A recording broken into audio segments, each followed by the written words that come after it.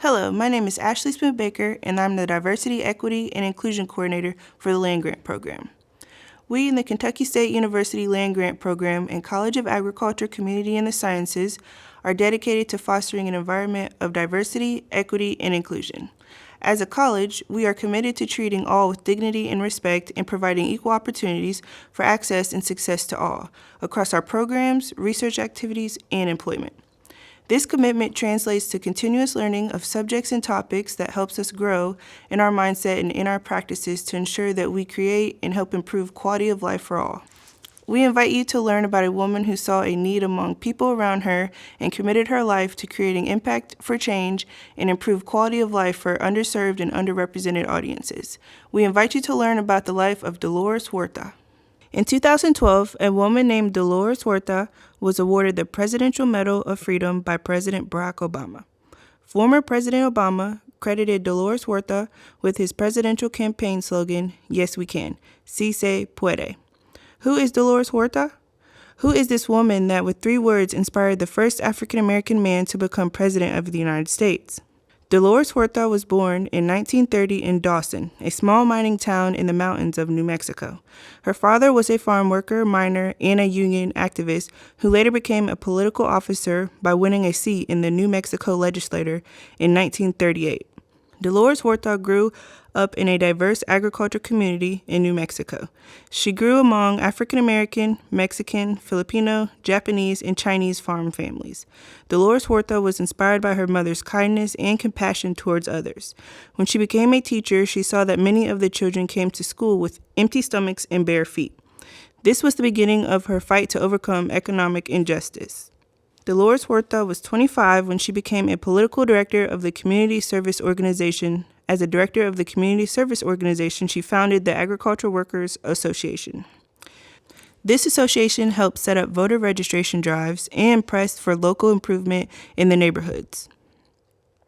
While working at voter registration drives, Dolores Huerta met Cesar Chavez. Cesar Chavez was a labor leader and civil rights activist. The encounter between Dolores and Cesar led to the creation of the famous United Farm Workers of America organization. The United Farm Workers of America advocated and worked for the improvements of working conditions and low wages of farm workers. During this time, farm workers toiled for wages as low as 70 cents an hour.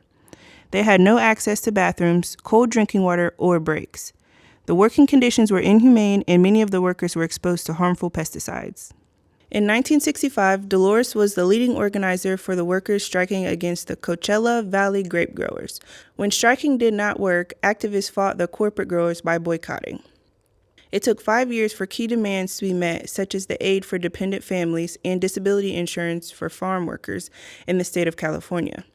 Dolores was instrumental in the enactment of the Agricultural Labor Relations Act of 1975. Which was the first law of its kind granting farm workers in California the right to collectively organize and bargain for better wages and working conditions. Discrimination and sexism were constant in her life as a woman in a male-dominated world. Dolores Huerta faced sexism from growers, politicians, and within her own organization. Most of her life, she never thought of taking credit for her work. Dolores states, "I think that's a problem with us as women. We don't think we need to be in the power structure, that we need to be on those boards where decisions are being made. Sometimes we think, well, I'm not really prepared to take that position or that role." While Dolores was busy breaking down one gender barrier after another, she was seemingly unaware of the tremendous impact she was having on not only farm worker women, but also women everywhere. While directing the first national boycott of California table grapes out of New York, she came into contact with Gloria Steinem and the burgeoning feminist movement who rallied behind the cause. Quickly, she realized they shared much in common. Having found a supportive voice with other feminists, Dolores consciously began to challenge gender discrimination within the farm workers movement. Dolores suffered a life-threatening assault while protesting against the policies of then presidential candidate George Bush in San Francisco. A baton welding officer broke 4 ribs and shattered her spleen. Public outrage resulted in the San Francisco Police Department changing its policies regarding crowd control and police discipline. Following a lengthy recovery, she took a leave of absence from the union to focus on women's rights. She traversed the country for 2 years on behalf of the Feminist Majorities, Feminization of Power, 50-50 by the year 2000 campaign, encouraging Latinas to run for office. The campaign resulted in a significant increase in the number of women representatives at the local, state, and federal levels.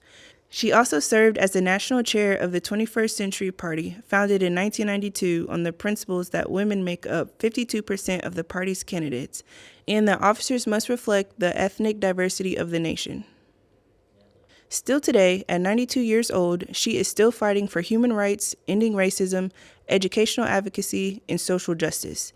In 2002, she created the Dolores Huerta Foundation, which trains community organizers and fosters community participation and civic engagement. Dolores Huerta continues her life's mission to help the laborers and farm workers who feed America, ensuring that the people who put food on our table actually have a seat at the table.